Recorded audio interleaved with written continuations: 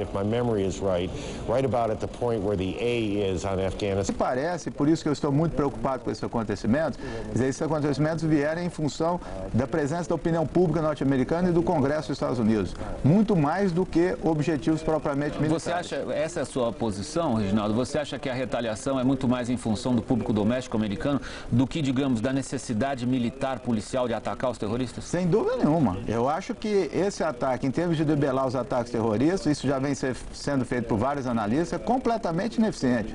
Isso aqui são efeitos espetaculares para satisfazer a opinião pública e o Congresso norte-americano, porque não vai encontrar, você já estava relatando isso, a fala do Bin Laden.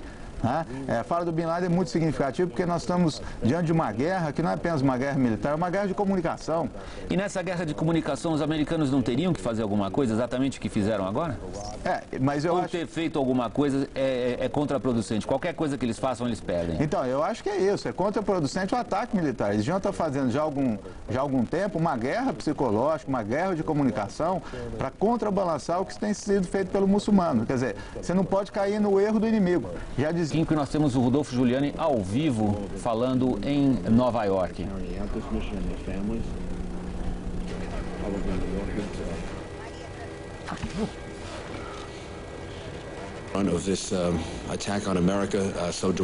O ataque à América tão direto fez com que a gente entendesse toda essa dor e sofrimento das famílias, o que elas passaram nesse período. Não queremos nunca mais ter que passar por essa dor de novo. A gente pegou aí o finalzinho, né, Vac, do pronunciamento do prefeito de Nova York, Rudolph Giuliani, ele que foi, sem dúvida nenhuma, a figura mais popular dentro da cidade nesses últimos dias, foi a primeira pessoa a aparecer, a primeira pessoa a se pronunciar e certamente não poderia faltar nesse momento do ataque que ele, que é uma das figuras mais populares entre os nova-iorquinos e, quiçá, quem sabe, entre todos os americanos. Continuo com você, Vac, desculpa a interrupção. Não, claro, o Giuliani inverteu completamente a popularidade que ele tinha até então e se transformou, talvez, numa das figuras mais carismáticas da política americana no momento. Eu volto à minha entrevista com o Reginaldo Nasser, que é o coordenador do Departamento de Relações Internacionais, estudos do curso de Relações Internacionais da PUC daqui de São Paulo. E a minha pergunta é em relação a essa guerra de comunicação da qual você falava. Bin Laden e o Talibã dispõem pela primeira vez de uma rede de televisão, a qual a CNN está fazendo uso também para poder ter informações lá de dentro. Eles tentam colocar o conflito como sendo exatamente isso. Nós estamos defendendo a causa árabe e estamos defendendo a causa dos muçulmanos que foram invadidos na Palestina pelas potências ocidentais. E nós estamos levando aos americanos o mesmo tipo de insegurança e medo que eles nos obrigam a sofrer há muitas décadas.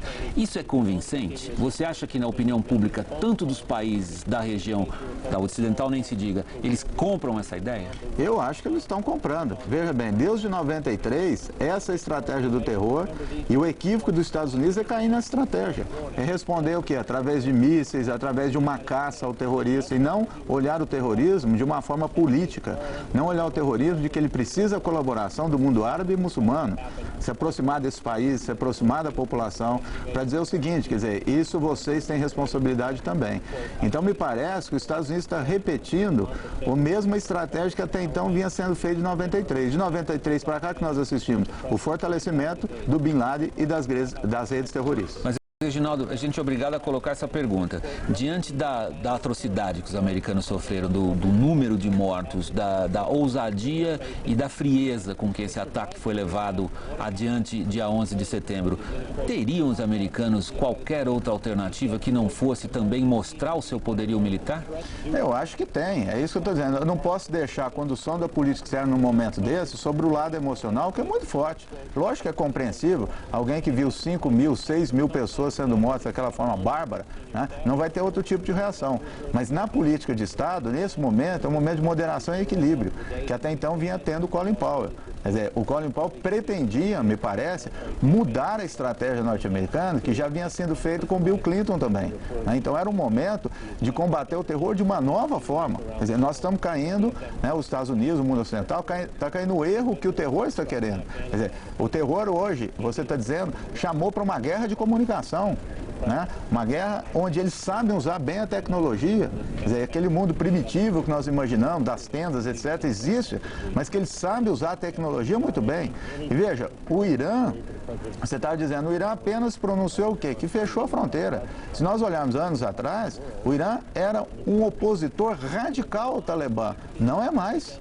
Eu acho que é o raciocínio inverso. Quer dizer, o Talibã está ganhando corpo dentro do mundo muçulmano. E isso é perigoso. Então é isso que deve ser evitado. Quer dizer, a estratégia é outra. Eu vi também com preocupação, e ela transparece a cumplicidade dos Estados Unidos, é os Estados Unidos voltar a olhar Israel como um grande aliado na região. Comunicou o ataque com antecedência a Israel. Os Estados Unidos devem desvincular essas políticas de Israel. Bom, os americanos comunicaram o ataque com antecedência a vários governos. E os israelenses, na minha opinião, seriam obrigados mesmo a comunicar. É o principal aliado dos Estados Unidos no Oriente Médio, tradicional.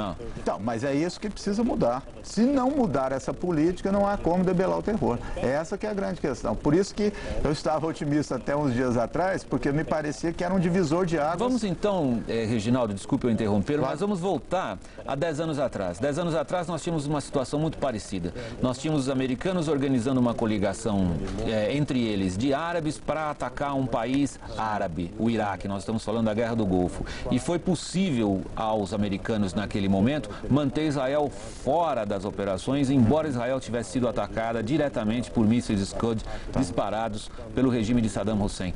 Você acha, se eu posso interpretar o que você disse até agora, que desta vez os americanos não estariam na mesma situação? Eles não conseguirão convencer o mundo árabe e islâmico que a guerra que os americanos agora iniciaram, na verdade, tem interesses globais e não só dos americanos, portanto, israelenses? Claro, é completamente diferente. Veja bem, o Iraque atacou um outro país árabe e, num primeiro momento, a Arábia Saudita se colocou contra o ataque do Iraque e o Egito também, que são dois países muito fortes. E todo o apoio também que teve da ONU.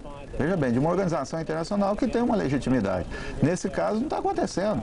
Veja, a Arábia Saudita é uma aliada dos Estados Unidos, o governo. Nesse momento presente, ela não autorizou até agora, né, os Estados Unidos utilizarem suas bases para decolagem de aviões. A Arábia Saudita que é aliada. O Egito também tem se mostrado reticente. Ou seja, um momento muito delicado, completamente diferente daquela outra situação de há 10 anos atrás. Mas há uma ambiguidade muito forte em tudo isso, Reginaldo, porque regimes como o que você citou, da Arábia Saudita, uma monarquia teocrática praticamente, porque ela depende de obedecer exatamente os éditos e tudo aquilo que a liderança religiosa diz.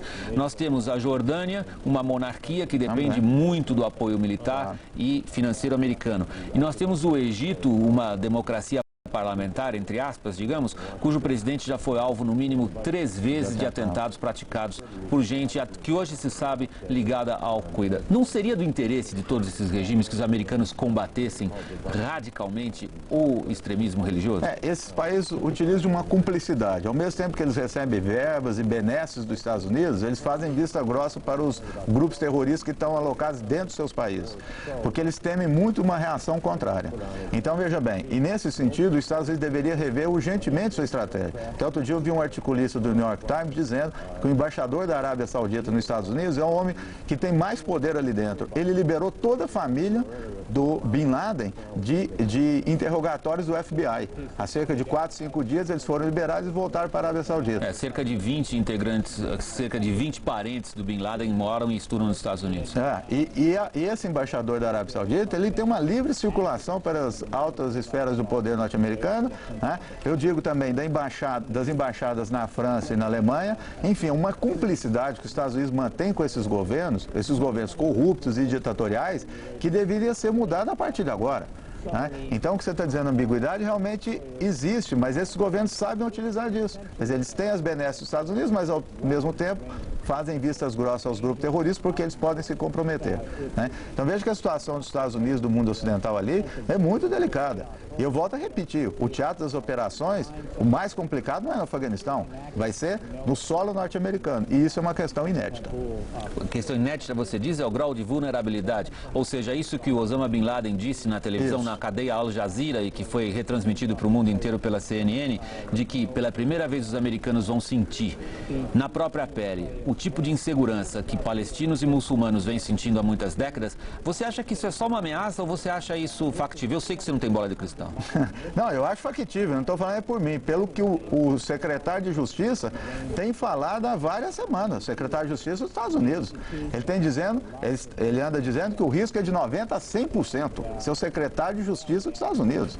Porque veja, a questão é o seguinte, pode ser que não aconteça um atentado tal como esse do World Trade Center, que foi bastante planejado. Mas não importa, uma explosão numa loja, num restaurante, é um abalo psicológico muito grande. Então essa guerra não é militar. É uma guerra psicológica, é uma guerra de comunicação. É essa que é a grande questão. Então não adianta míssil Tomahawk, não adianta esse poderio norte-americano, que não vai debelar os ataques terroristas, ele pode o quê? Reavivar mais ainda. Outro dia eu vi uma comparação muito feliz no Washington Post, dizendo que essa guerra aos terroristas semelha muito à guerra às drogas. E que os Estados Unidos deveriam aprender que depois que eliminaram o Pablo Escobar, o que aconteceu? Piorou o narcotráfico. Né? E que não adianta, portanto, ficar atrás do Bin Laden. É uma outra estratégia que deve ser implementada. Bom, nós vimos no pronunciamento do primeiro-ministro britânico, Tony Blair, ele ressaltando exatamente esse aspecto, dizendo que boa parte dos recursos financeiros à disposição do Talibã e, por tabela, também à disposição do Bin Laden, vem das plantações de papoula e do que dali resulta, que é o ópio. Ele disse até que mais de 60% dos mortos por drogas na Grã-Bretanha resultam de ópio que vem do Afeganistão. Você identifica também aí, já que vamos bater no Afeganistão, vamos aproveitar e por tabela vamos pegar também a questão do narcotráfico? Claro, eu acho da maior importância. Há cerca de 2 semanas atrás, um jornal aqui no Brasil reproduziu uma reportagem de um professor que tem um observatório sobre estudos de terrorismo internacional. E ele é assessor do Conselho de Segurança da ONU.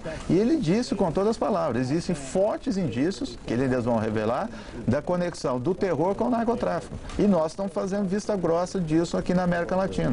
Esse é um outro aspecto que nós vamos ter que relevar ao máximo. Eu estou dizendo nós aqui no Brasil e todos os países da América Latina, porque até então parece que Colômbia é um problema dos Estados Unidos apenas, quer dizer, um problema de intervencionismo norte-americano. Não é.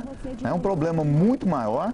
A forma de agir do terrorismo, desse terrorismo internacional, é parecido com o narcotráfico, por todas as suas estratégias, e tem, portanto, volto a repetir, fortes indícios de conexão entre eles. Então, é uma luta também contra o narcotráfico, que nós devemos implementar urgentemente. Reginaldo, nós ficamos um momentinho por aqui. Eu vou chamar a Maria Beltrão. Maria Beltrão. Obrigada, Vac. Nós recebemos agora informação que fontes do Pentágono, que entraram em contato com a rede de televisão americana CNN, disseram que os ataques vão continuar por toda a madrugada. E as autoridades do Paquistão informam que fizeram todo o possível para convencer o Talibã a entregar Osama Bin Laden. Eles também pedem que a aliança se atenha exclusivamente aos alvos militares, evitando ataques à população civil. E a nossa apresentadora Leila Streidenberg, que estava colhendo mais informações para a gente, está de volta com outras informações. Leila, por favor. Maria, tem uma informação importante. O vice-presidente americano Dick Cheney foi tirado da Casa Branca. Ele está no local, ainda não divulgado. E isso tem bastante relação com o que aconteceu no dia 11 de setembro, em que também o presidente George W. Bush demorou. Ele saiu da Flórida, estava em direção a Washington e ficou no avião presidencial de cidade em cidade. Portanto, o vice-presidente americano Dick Cheney está no local não divulgado pelas fontes do governo americano. Outra informação importante é que o porta-voz da OTAN, Yves Roder, disse que a OTAN, a Aliança Militar do Ocidente, não participou das operações de hoje e que ainda não vai se pronunciar sobre o que aconteceu. E temos ainda a informação de que o chanceler alemão Gerhard Schröder disse que apoia sem reservas o ataque norte-americano ao Afeganistão e que a Alemanha está pronta para agir, para auxiliar militarmente com homens, com equipamentos, com armamentos, mas que essa ajuda ainda não foi requisitada. Maria. Certo, e agora nós vamos acompanhar um pouco do pronunciamento do secretário de Defesa dos Estados Unidos, Donald Rumsfeld, que negou que negou que algum avião americano tenha sido atingido nos ataques contra o Afeganistão, como uma fonte da milícia talibã havia afirmado. Na ofensiva foram disparados aviões B-1, B-2 e B-52, cerca de 50 mísseis Tomahawk. Falando pela primeira vez depois da ofensiva, Donald Rumsfeld chamou o terrorismo de câncer e garantiu que o país vai vencer esta batalha. Deu também a professar uma fé é o judeu. Tirando o judeu, o povo muçulmano, ele causa esse temor no mundo inteiro e por isso o temor frente ao jihad. Porque o muçulmano lá da Indonésia, que é o país mais muçulmano, onde há maior número de muçulmanos do mundo, ou o muçulmano do Iraque, ele não está nem aí se ele é iraquiano ou se ele é indonésio. Ele está preocupado com o fato de ser muçulmano. Agora, nós não podemos esquecer que o Iraque é um país que sofreu uma mudança política. Aqui a gente está falando do Irã, na verdade. O Irã, perdão. O Irã sofreu uma mudança política drástica no ano de 99. Khatami foi eleito e o Khamenei, o Ayatollah, é um pouco mais ameno do que o Khomeini, que foi quem fez a revolução. O Ali Khamenei até tem faz pronunciamentos, mais jogo de cintura, né? Nós vamos continuar conversando, professora, mas vamos a São Paulo, porque o William Vac, que está lá nos nossos estúdios em São Paulo, tem uma pergunta para a senhora, William. Eu tinha uma pergunta daqui de São Paulo, a professora Lúcia Padilha, relativa exatamente ao Irã. Muita gente acha que o terrorismo no Oriente Médio e no mundo mudou completamente de face depois da Revolução Iraniana. Por quê? Bom, o livro mais importante de história que trata desse assunto é o livro do Hobsbawm, né, que todo mundo conhece. A Revolução Iraniana, ela é tão importante, William Vac, é tão importante que é considerada a única, durante todo o período da Guerra Fria, é considerada a única revolução de envergadura no Terceiro Mundo. No dia 2 de fevereiro de 1979, o que o Ayatollah Khomeini fez foi implementar no mundo a primeira República Islâmica Teocrática. E hoje, quando a gente fala do Osama Bin Laden, o temor é exatamente esse, de converter o mundo islâmico em repúblicas islâmicas teocráticas. Daí o súbito apoio, o pronto apoio do Vladimir Putin, né, da Rússia, né, como a Federação Russa da ex-União Soviética, em rapidamente se manifestar a favor dessa guerra, porque ele teme o crescimento do islamismo nessas ex-repúblicas. Porque a ideia do terrorismo do Osama Bin Laden é justamente ampliar de forma incomensurável o mundo islâmico, quer dizer, converter o mundo no mundo islâmico. E aí eu não sei se eu responder a pergunta que você me formulou, se satisfez. Eu me lembro bem, eu cobri a Revolução Iraniana. Eu estive lá no final de 1979, justamente quando os guardas revolucionários do Ayatollah Khomeini tinham tomado os 444 dias que eles ficaram presos, os diplomatas americanos que foram tomados como reféns pelos guardas revolucionários iranianos dentro de Teherã, dentro do território iraniano. Mas o que me chamou a atenção, e eu vou fazer essa pergunta também agora ao Reginaldo, que está aqui do meu lado no estúdio em São Paulo, Lúcia, é justamente essa questão, Reginaldo. A gente tem o Irã xiita, oposto, é um cisma dentro do mundo islâmico em relação ao Talibã, que são sunitas. A gente pode até, de certo ponto, comparar as guerras religiosas que houveram dentro do mundo cristão, muitos séculos atrás. O Irã e o Afeganistão estiveram em pé de guerra há exatamente 3 anos, 2 anos e meio mais ou menos. Você mencionou anteriormente, eu aproveito o que estava sendo dito no Rio em relação ao papel do Irã no terrorismo, no extremismo religioso e no extremismo. Como que existe essa conciliação? Eles são adversários, no fundo. O Irã só podia estar batendo palmas para o que acontece agora? Até então. Então, veja bem, existem princípios de solidariedade no mundo oriental, em princípios de conduta completamente diferentes de alguns princípios adotados no mundo ocidental. Isso nós não entendemos. O que quer dizer? Que diante de um inimigo maior, que está se configurando, qual é o inimigo maior? Os Estados Unidos e o mundo ocidental. Né? Diante disso, essa ameaça maior, nós vamos suprimir temporariamente nossas divergências. Isso tem ficado claro. Né? No primeiro momento, onde o Irã proibiu a passagem de refugiados afegãos, o mundo ocidental comemorou, ao mesmo tempo, o que ele disse expressamente? Está proibido qualquer utilização do espaço aéreo por caças norte-americanos. E, ao mesmo tempo, o que o ministro das Relações do Irã fez? Foi a Moscou comprar armas. Quer dizer, um claro sinal de que não há aproximação do mundo ocidental. E, frente a isso, essas facções, que são centenas dentro do mundo muçulmano, podem estar se unindo novamente. Esse que eu estava dizendo há pouco, que é a grande armadilha do terror. É isso que o Bin Laden quer. Ele quer porque até então ele estava isolado no mundo muçulmano. E agora ele está tendo uma base de apoio maior dentro do muçulmano. Então esse é o equívoco que tem que ser evitado. Nos outros momentos em que os Estados Unidos participaram de intervenções militares no Oriente Médio, sempre houve esse temor, Reginaldo, de que os povos islâmicos, que os povos árabes, islâmico e árabe não é a mesma coisa, se juntassem contra aquele que seria o inimigo comum. Isso nunca aconteceu. Por que você acha que vai acontecer agora, ou poderia acontecer agora? Então, está acontecendo justamente por isso. Quer dizer, eu acho que porque nós estamos dependendo muito de qual a atitude dos Estados Unidos. Essa é a grande expectativa. Né? Então, essa expectativa está dada desde o 11 de setembro. Até então, até hoje, eu acho que elas eram bastante otimistas e estava surpreendendo o mundo, porque todo mundo dizia que o Bush era belicista e etc. E ficou durante esse tempo fazendo o quê? Apenas conversas diplomáticas através, repito, que é importante, do Colin Powell. Colin Powell era o grande homem do Estado norte-americano. E pelo que nós estamos vendo agora, eu não estou vendo a declaração do Colin Powell, eu não vi até agora. Vimos o Giuliani, vimos o Rumsfeld e outros, e o Powell não está aparecendo. Então, isso indica uma grave disputa dentro do governo norte-americano. Isso já vem sendo anunciado pelos jornais 2, 3 dias atrás. Né, que eles estão presenciando isso, o Powell está sendo pressionado e me parece então que os Estados Unidos não mudou a sua estratégia.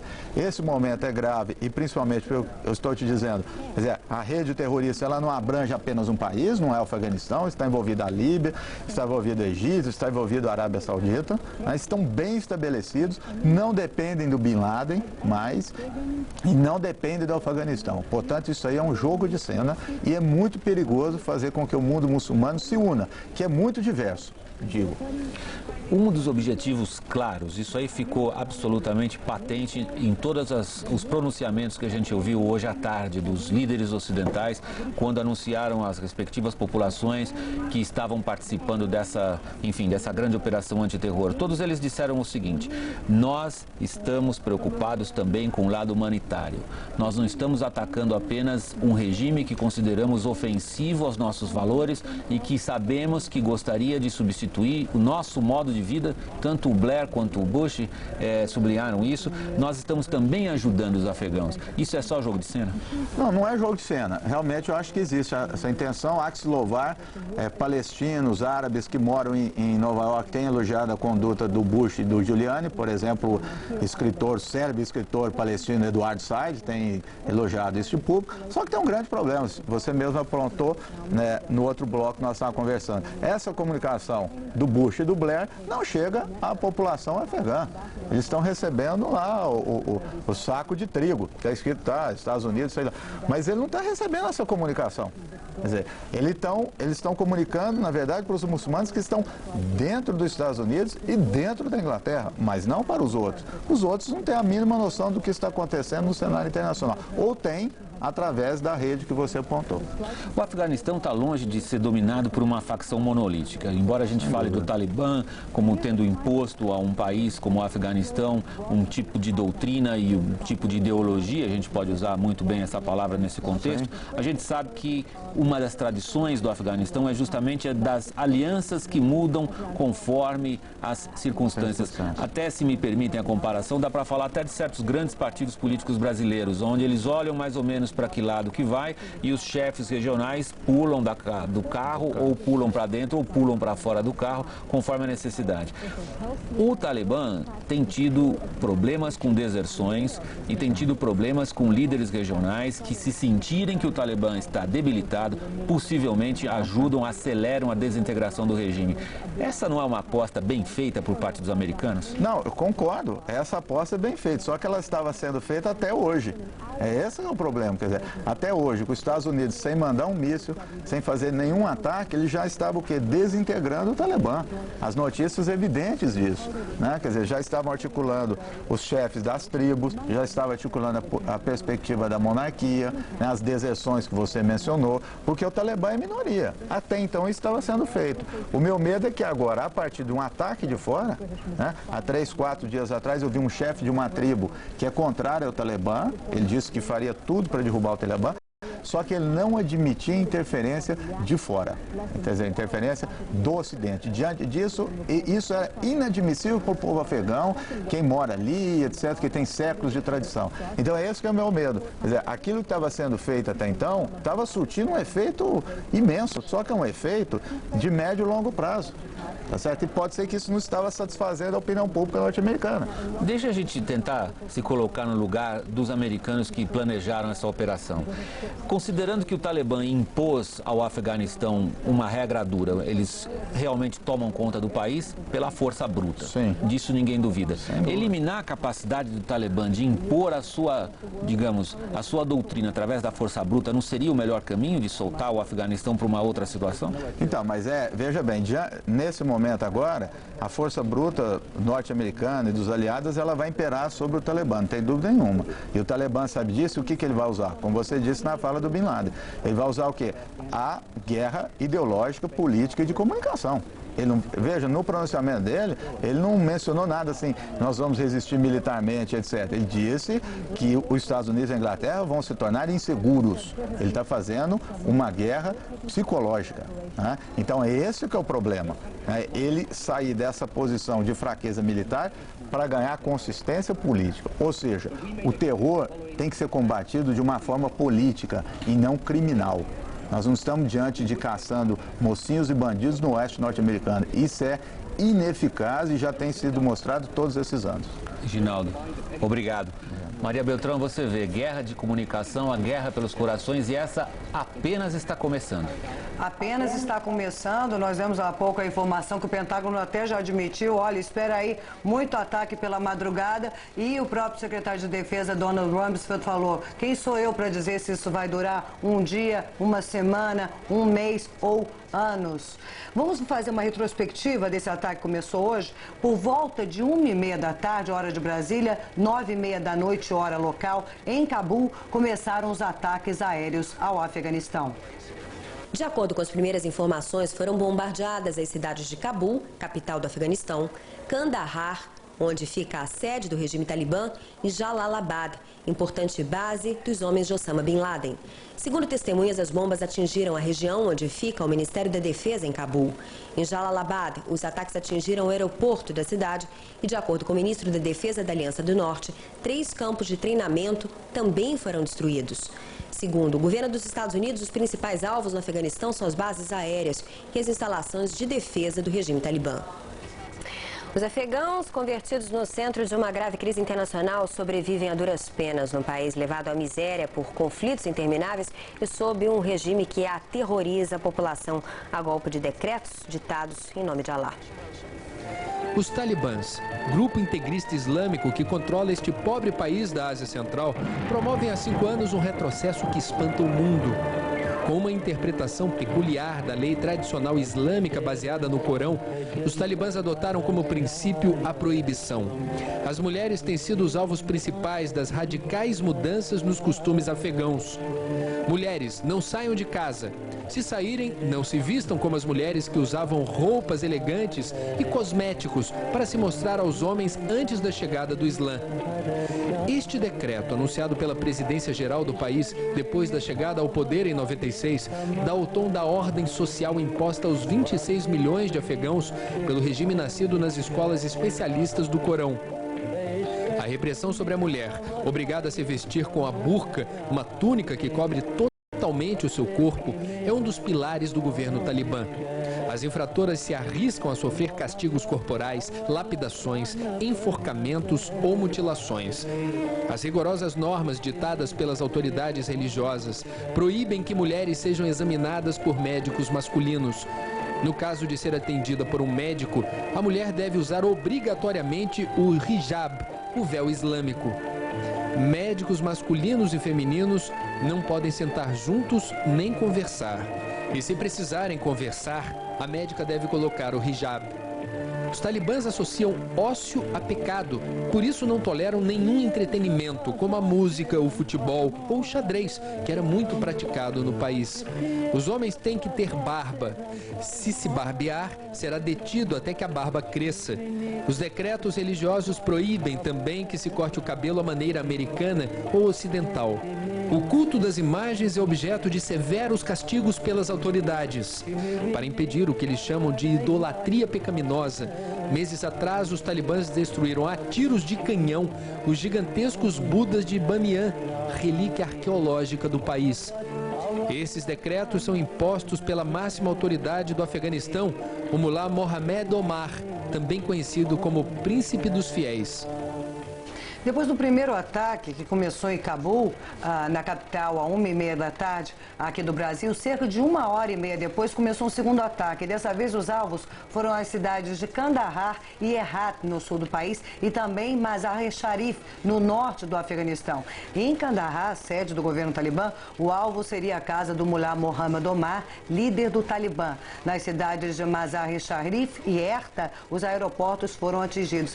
E só para complementar, em Kandahar, o aeroporto está completamente destruído, o sistema de radar foi completamente danificado, não há luz e não há comunicação por rádio. E quanto à residência do Mullah Mohammed Omar, que foi atingida, as fontes talibãs disseram que ele sobreviveu, ou seja, que ele não estaria dentro dessa residência. Maria, em relação a Mazar-e-Sharif, é uma cidade estratégica. Hoje cedo, a Aliança do Norte dizia que estava em vias de reconquistar Mazar-e-Sharif. É uma cidade no norte do Afeganistão, que fica quase na fronteira com o Uzbequistão, que, como nós sabemos, está do lado dos Estados Unidos. Portanto, se essa cidade estratégica de Mazar-e-Sharif tiver, então, todo o equipamento antiaéreo do regime talibã destruído, vai ficar mais fácil o trabalho da coalizão antiterrorista.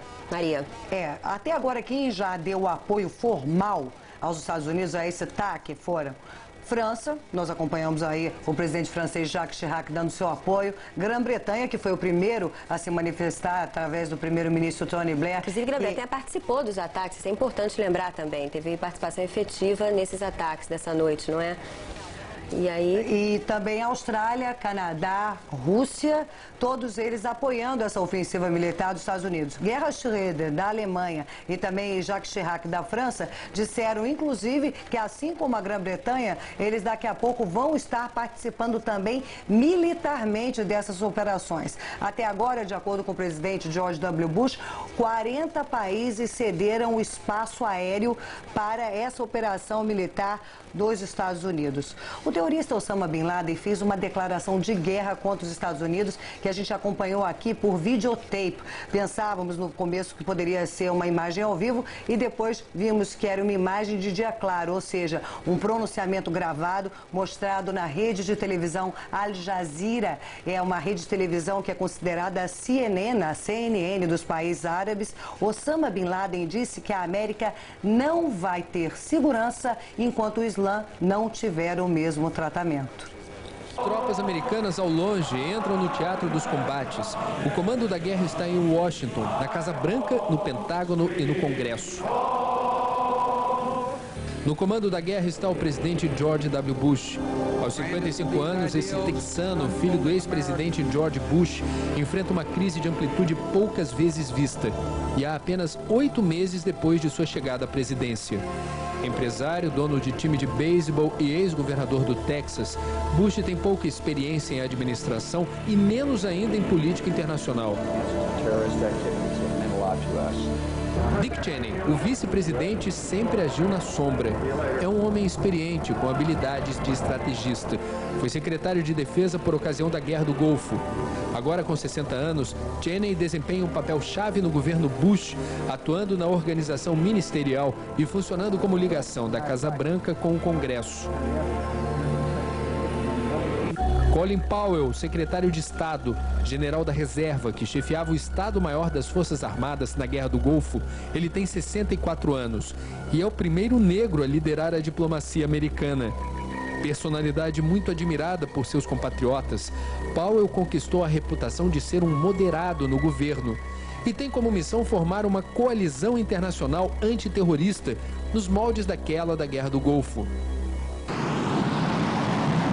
Donald Rumsfeld, secretário de Defesa, especialista em questões antimísseis, 68 anos. Ele tem grande experiência no campo militar, já que ocupou o mesmo posto entre 1975 e 77, sob a presidência de Gerald Ford. Ex-embaixador na OTAN, a Aliança Atlântica, Rumsfeld tinha declarado pouco tempo atrás: a história nos ensinou que a fraqueza é perigosa. Condoleezza Rice, conselheira de Segurança Nacional, considerada uma brilhante universitária. Ela tem 46 anos e é uma das eminências do governo Bush. Especialista em Rússia e desarmamento, Rice é a primeira mulher a dirigir o Conselho de Segurança Nacional, no qual participou na época do presidente Bush pai. John Ashcroft, secretário de Justiça, ex-procurador e governador do estado de Missouri. Ele é filho de um pastor pentecostal, tem 58 anos e é conhecido por suas posições conservadoras. Ashcroft está encarregado de dirigir as investigações aos atentados. Robert Mueller, diretor do FBI, a Polícia Federal Americana. Com 57 anos, ele chegou à chefia do FBI em julho, depois de ter trabalhado como adjunto do secretário da Justiça John Ashcroft entre janeiro e maio. Tem sob seu comando 27 mil agentes. Richard Myers, chefe do Estado-Maior Conjunto, é um general da Força Aérea. Com 59 anos, ele foi confirmado no cargo pelo Senado somente no dia 14 de setembro. É considerado um especialista em questões de defesa espacial.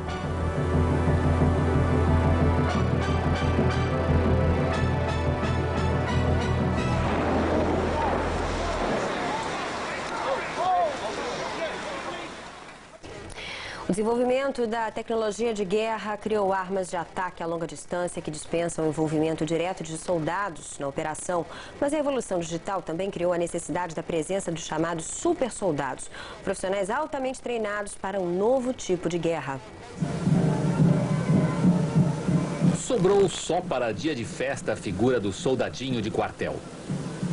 Soldados continuam existindo para matar ou morrer, ainda que a profissão deles, às vezes, também pareça apenas virtual. A tela do computador simula uma situação que ninguém gostaria de encontrar na vida real. As armas modernas de infantaria também dão a impressão de que se pode ver sem ser visto, de atirar sem ser alvejado. Na guerra moderna, o soldado pode ter a impressão de que tudo é muito distante. O inimigo não tem cara. É só uma figura difusa da qual se encarrega o radar.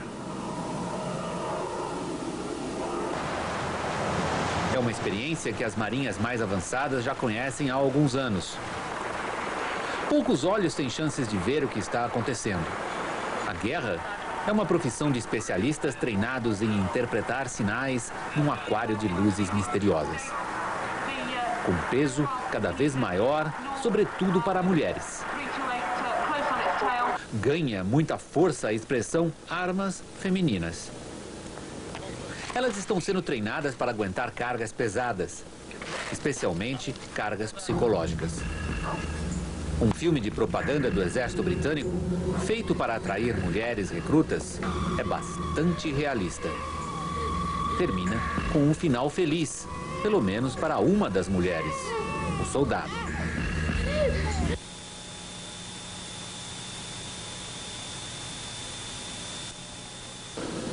Às voltas com aviões cada vez mais sofisticados, pilotos na guerra moderna perderam o adversário de vista.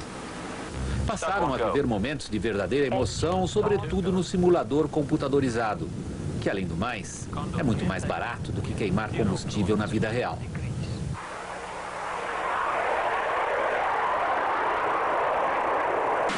Mas a resposta ao perigo dos semi-robôs do ar também é automatizada. Quem se encarrega de pressentir, prevenir e defender são olhos e sensores mecânicos, orientados por cérebros e comandos digitais.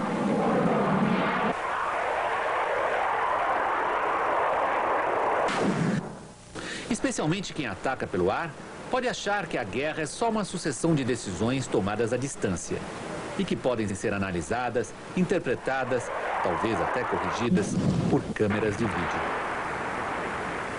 As guerras modernas poupam aos atacantes ver o que há de pior, o que acontece com as vítimas.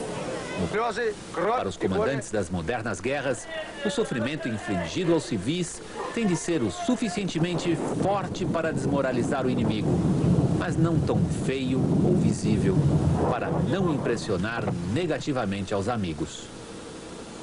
A rede de televisão americana CBS anunciou que a entrega dos prêmios Emmy, que estava prevista para hoje, foi adiada novamente. A premiação, a maior da televisão dos Estados Unidos, já tinha sido cancelada uma vez por causa justamente dos atentados em Nova York e Washington. Os organizadores não definiram uma nova data para a entrega da premiação, apenas disseram que o cancelamento era por causa dos ataques, claro, ao Afeganistão. O vice-presidente dos Estados Unidos, Dick Cheney, como nós dissemos anteriormente, foi levado para um lugar secreto e seguro como medida de precaução, segundo informações da Casa Branca. Depois dos ataques contra o Afeganistão, os Estados Unidos declararam estado de alerta máximo em Nova York e também estado de alerta máximo em Los Angeles, como medidas para evitar possíveis ataques terroristas. Este princípio, esta medida de não deixar o presidente George W. Bush e o Dick Cheney, que é o vice-presidente do país, no mesmo local, foi adotada também logo depois dos atentados do dia 11 de setembro. Portanto, a Casa Branca repete esta medida e Dick Cheney, então, não está em Washington. A Casa Branca não revela onde ele está. Maria. E o presidente da Rússia, Vladimir Putin, convocou uma reunião de urgência depois da ofensiva militar dos Estados Unidos contra o Afeganistão.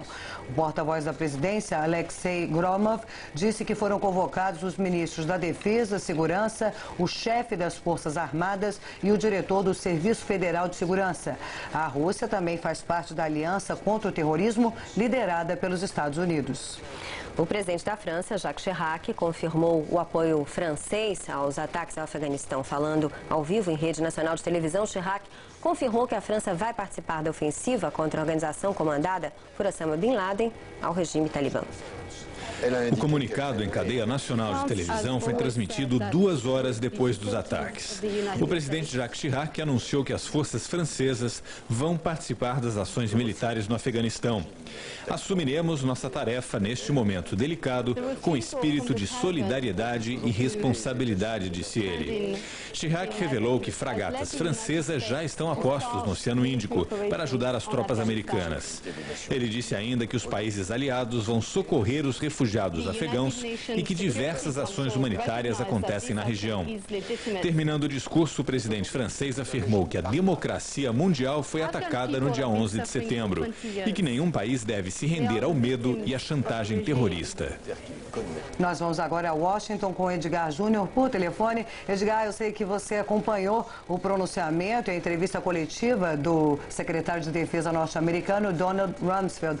Qual é o clima, qual é a expectativa, o que você está sentindo aí na capital?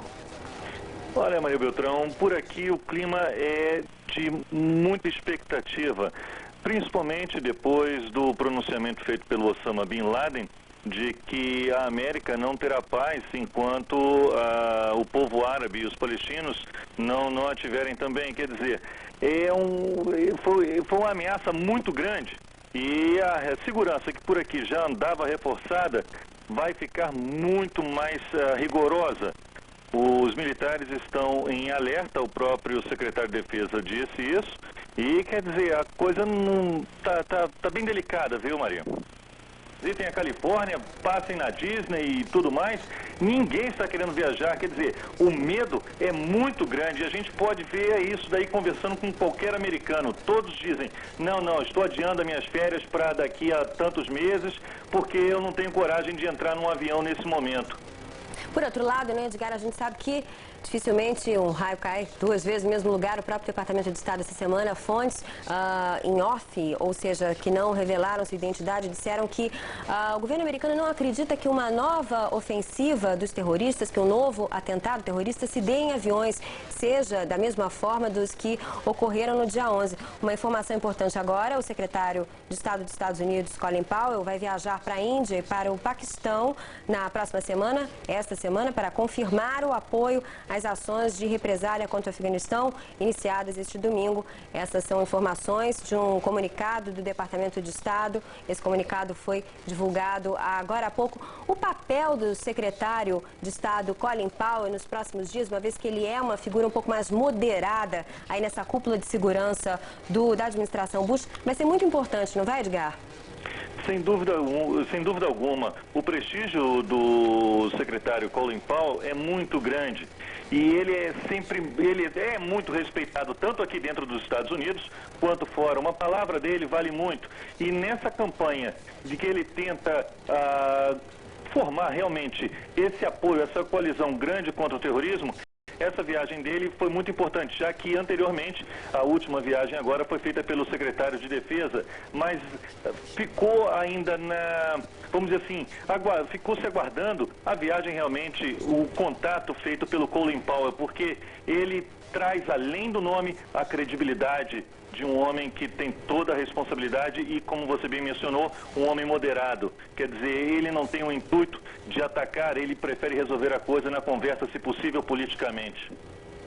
Edgar, muitas vezes o presidente George W. Bush, assim como o Chirac, assim como o Tony Blair, fizeram questão de dizer que essa não é uma guerra contra o islamismo, não é uma guerra contra o povo muçulmano, mas, por outro lado, nós tivemos hoje Osama Bin Laden dizendo essa é uma guerra, sim, contra nós, eles estão nos perseguindo. Eu me lembro que logo na primeira semana, quando nós conversamos, eu e você, você me dizia, Maria, o preconceito aqui está forte, as pessoas estão um pouco receosas com os muçulmanos em geral, não diferenciando, portanto, o muçulmano, o islâmico, que simplesmente tem a fé islâmica, do extremista. E a situação agora, como você vê, Edgar?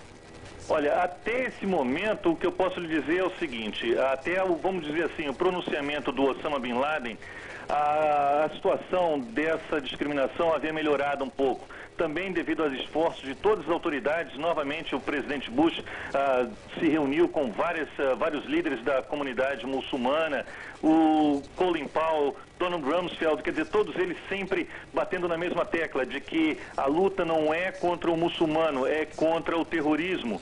E a situação tinha melhorado um pouco. Mas agora com essa nova ameaça do Osama Bin Laden, eu acho que a coisa vai voltar ao mesmo ponto inicial.